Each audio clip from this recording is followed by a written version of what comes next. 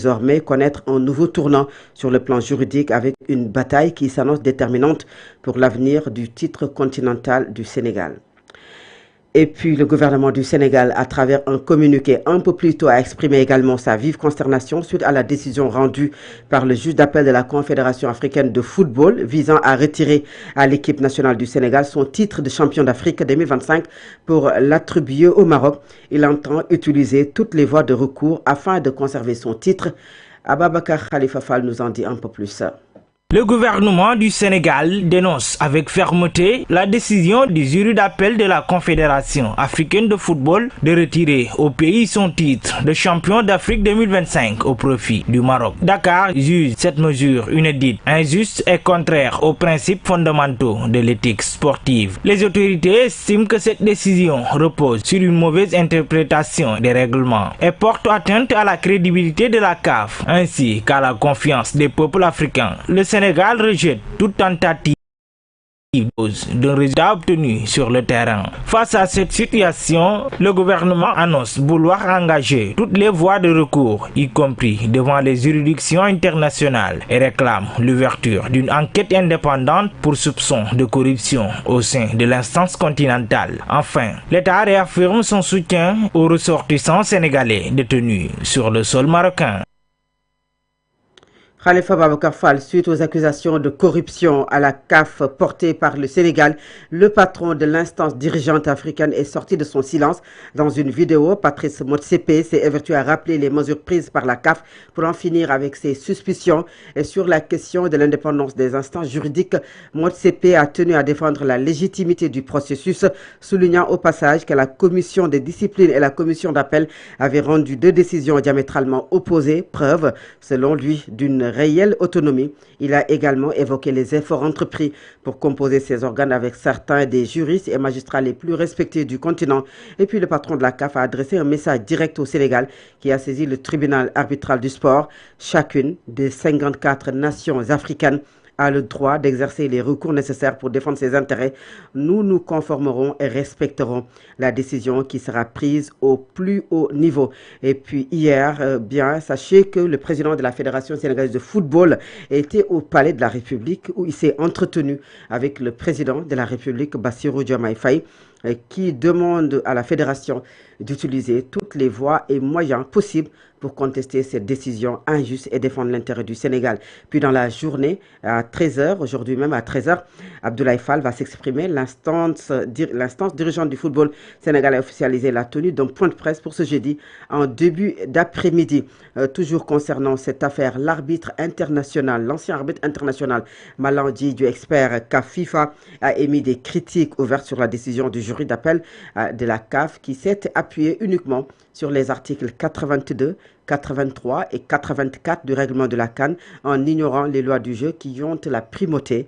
Il pointe un sérieux problème de gouvernance si les dispositions essentielles des lois du jeu n'ont pas été prises en compte. Je vous propose d'écouter Malang Diédhiou. Il est au téléphone d'El-Amin Senghor.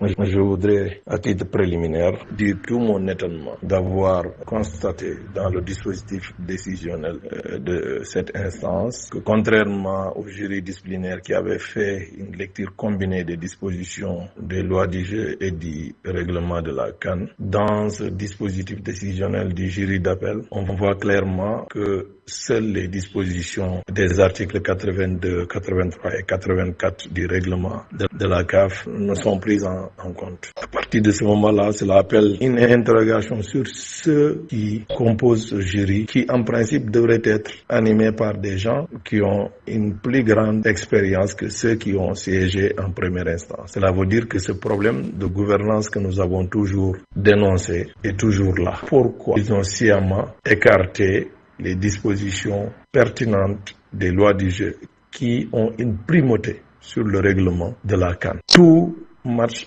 est disputé selon les lois du jeu. Est-ce que l'équipe du Sénégal a quitté définitivement ou temporairement? Mais cette question a fait l'objet d'un règlement au niveau de l'article 5 des lois du jeu 2025-2026.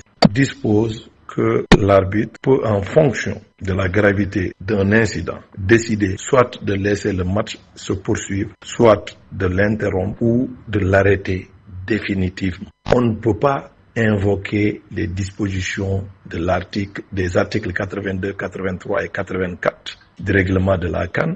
Il y a une autre disposition des lois du jeu qui dit clairement que les décisions de l'arbitre sur des faits en relation avec le jeu sont définitives, y compris la validation d'un but et le résultat d'un match.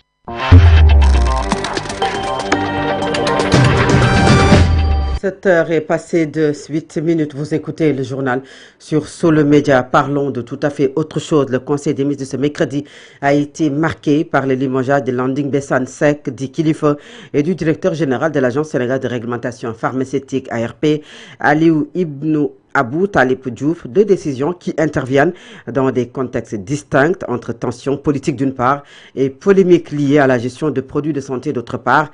Les détails avec Baïnongo Fall. En conseil des ministres ce mercredi, le président de la République Bassirou Diomaye Diakhar Faye a limogé Landing Bessane Seck, dit Kilifeu, de ses fonctions de président du conseil d'administration du Grand Théâtre National Doudou Ndiaye Coumba Rose. Selon plusieurs observateurs, cette décision fait suite aux sorties musclées de Kilifeu contre la posture politique du président, notamment depuis les tensions entre ce dernier et le premier ministre Ousmane Sonko, mentor de Kilifeu. Certains y voient une sanction contre celui considéré comme une autorité défiant le chef de l'État. À cet effet, il est remplacé par Ousmane Sané, diplôme en informatique de gestion. Dans le même conseil des ministres, Alioune Ibnou Abou Talib Diouf a été limogé de la direction générale de l'Agence sénégalaise de réglementation pharmaceutique, l'ARP. Ce limogeage fait suite au scandale lié aux couches et serviettes hygiéniques Softcare qui a provoqué de vives réactions des parlementaires avec une enquête ouverte et des critiques du député Guy Marius Sagna. Les syndicats de médecins de l'ARP ont également dénoncé une gestion opaque. Il est remplacé par Aïssatou Sougou, docteur en pharmacie et spécialiste en économie de la santé et santé publique. Cette décision entraîne un changement important à la tête de deux institutions clés dans un contexte de forte attention médiatique, politique et parlementaire. Baïnongo Fall, le Sénégal confirme son leadership mondial en matière de transparence dans le secteur extractif avec un score de 89 sur 100 dans l'application de la norme ITIE 2023.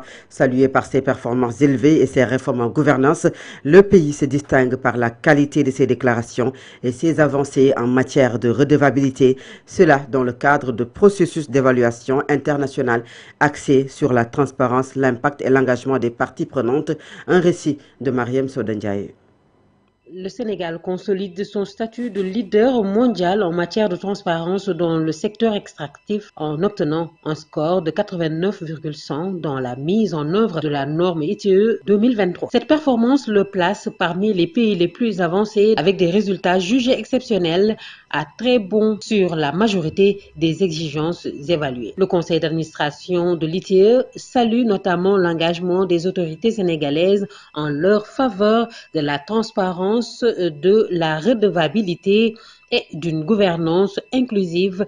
Le pays se distingue aussi par la qualité de ses déclarations, son rôle dans les réformes juridiques, les efforts pour publier les bénéficiaires exécutifs des entreprises extractives. Le processus de validation de l'ITIE qui évalue les performances des pays repose sur trois axes: l'engagement des parties prenantes, la transparence ainsi que les résultats. Chaque exigence est notée à 100 points et le score global correspond à la moyenne de ses composantes avec un bonus possible lié à la durabilité et à l'efficacité.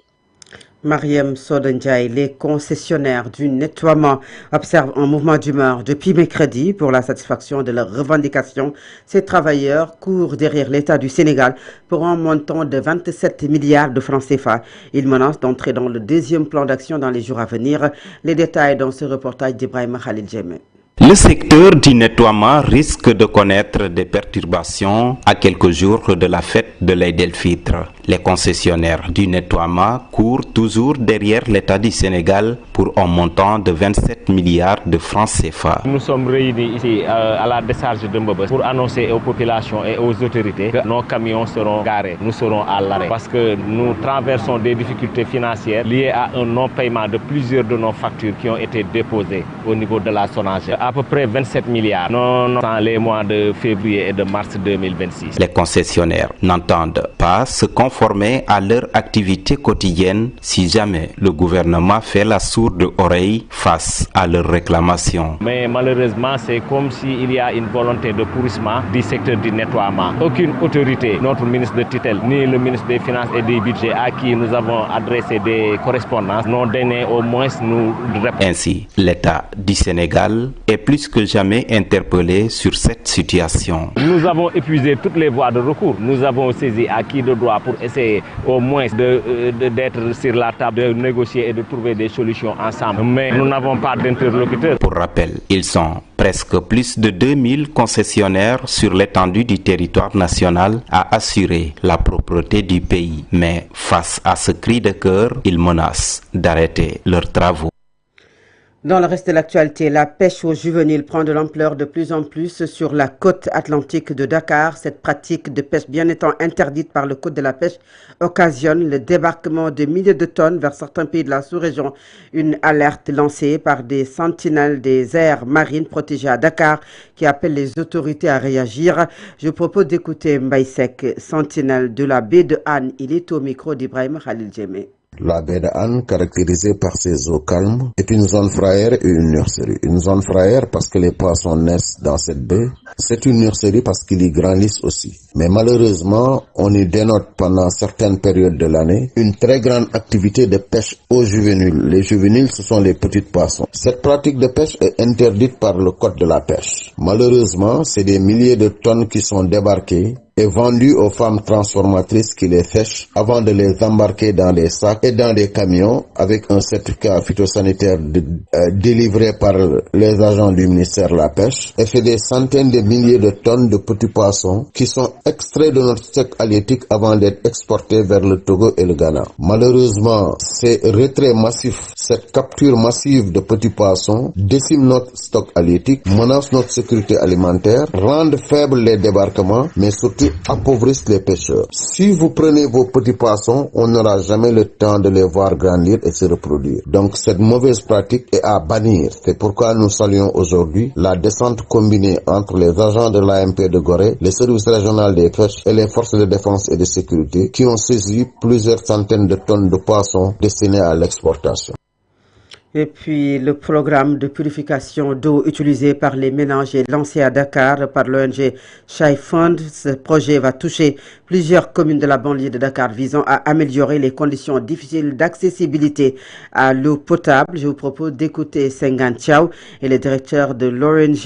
Il est au micro d'Ibrahim Khalil Djemé. Nous sommes là aujourd'hui pour lancer officiellement la distribution de produits Procter & Gamble visant à purifier l'eau utilisée par les ménages dans les communes Cambérène et Parcelles Assainies, mais également dans la commune de Keur Massar pour ce qui est de la région de Dakar. Ce sont des zones qui ont été affectées par les inondations lors de la dernière saison des pluies et en collaboration avec les communautés mais aussi notre partenaire EF, nous avons jugé nécessaire de concevoir un projet d'urgence pour répondre aux besoins d'accès à l'eau potable de ces populations qui ont été affectées par les inondations. C'est ainsi que notre partenaire Procter & Gamble a bien voulu mettre à notre disposition des sachets de purification d'eau.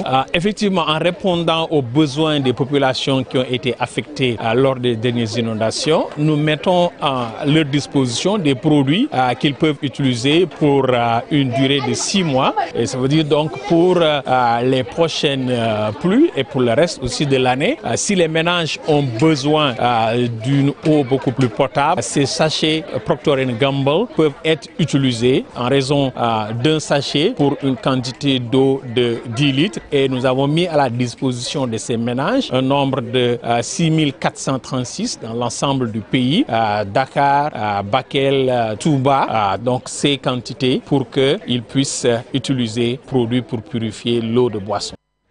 Et puis, dans un contexte de tension autour des solutions de tickets dans le transport urbain, la polémique se poursuit entre les acteurs du secteur.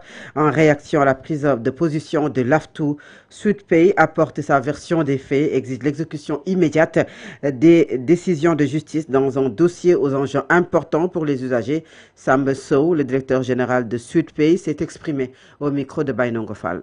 Tout ce qui est digitalisation. Comme l'État l'a souhaité, tout ce qui relève de la digitalisation et du numérique doit contribuer au développement du Sénégal afin de le positionner en tête en Afrique. Tel est l'enjeu. Cependant, lorsqu'un différend juridique dure plus de 7 ans sans être clarifié, il est essentiel d'apporter des précisions. En réalité, le problème ne se situe pas au niveau des tickets, mais dans la mise en place des solutions logicielles et de plateformes numériques capables de positionner le Sénégal à l'avant-garde du digital. Ces précisions devaient être faites et elles sont importantes. Il y va de la crédibilité des acteurs impliqués et de la confiance des usagers. Une clarification rapide permettra également de lever les ambiguïtés et de favoriser un climat propice à l'innovation et à l'investissement.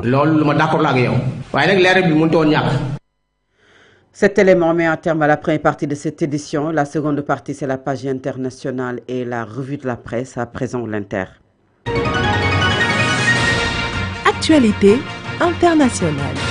Au 20e jour de la guerre au Moyen-Orient, l'Iran a frappé des sites gaziers dans le pays du Golfe durant la journée du mercredi, provoquant des dommages considérables sur le complexe qatarien de Ras Laffan. L'Iran avait alors dit réagir à une attaque contre son site gazier offshore de Chutpars que le président américain a menacé d'anéantir si le pays poursuit ses frappes au Qatar. Et hier, l'armée israélienne a affirmé avoir tué Esmail Khatib, ministre du renseignement iranien. La veille, Ali Larijani, secrétaire du Conseil suprême de sécurité nationale, et le général Gholam Reza Soleimani, commandant du Basiji, ont également été tués. L'armée israélienne a juré qu'elle allait traquer, trouver et neutraliser le guide suprême iranien Mojtaba Khamenei. Et puis l'Iran a multiplié les frappes donc contre les sites gaziers des pays du Golfe durant la journée d'hier, provoquant des dommages considérables sur le complexe qatarien. Et puis hier ou bien même aujourd'hui, Donald Trump a assuré que les États-Unis ne savaient rien de l'attaque israélienne, a promis également de détruire massivement l'intégrité du gisement de gaz de Chutpars si l'Iran poursuit ses frappes sur le Qatar. Et le président français Emmanuel Macron a proposé aujourd'hui un moratoire sur les frappes contre les infrastructures civiles au Moyen-Orient, notamment énergétiques, et dit avoir échangé avec le président américain Donald Trump et l'émir du Qatar, Sheikh Tamim Ben Hamad Al Thani. À présent, c'est la revue de la presse avec Al-Amin Senghor. Bonjour.